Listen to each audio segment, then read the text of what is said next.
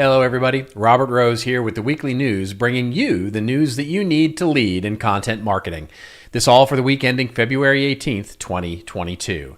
Two items in the news this week, but both from the same company and both of them acquisitions. So, Spotify, that company that hasn't been in the news for about 10 minutes for something bad. You gotta believe that their PR department was overwhelmingly happy this week to be able to actually release some news that was both progressive-based as well as something that we all wanted to talk about. The company has announced that it's made two acquisitions in the last week, and both of them in the measurement space. The company has acquired Podsights, a podcast ad measurement service, and Chartable, a podcast analytics platform. So Podsights is really built around advertising and looks to help those that are placing that advertisement gauge the effectiveness on the ads of the podcasts that they're actually placing them on.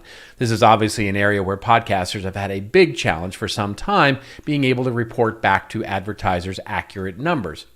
Chartable, on the other hand, is really built for podcasters to understand the effectiveness of their overall shows and how they're actually growing their audience and understand how they might grow that audience over time. Our take here at CMI, well, this is a really smart move by Spotify to begin to shore up some of their fast-moving strategy as they start really trying to own that podcast marketplace.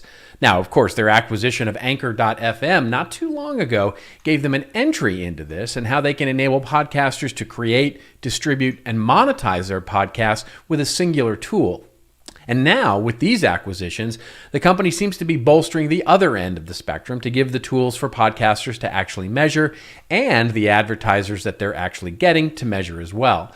Now, something that the Anchor FM acquisition also gave Spotify were the tools to begin to give podcasters the ability to create addressable audiences that they could actually address through email subscription directly.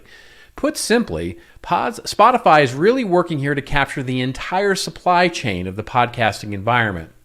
Keep a careful watch here. My guess is that Spotify is going to start to next make acquisitions for other competing distribution platforms like Libsyn or Simplecast, Podbean, Buzzsprout, or others. For most podcasters, Spotify is still the third or fourth most popular platform that their listeners engage on.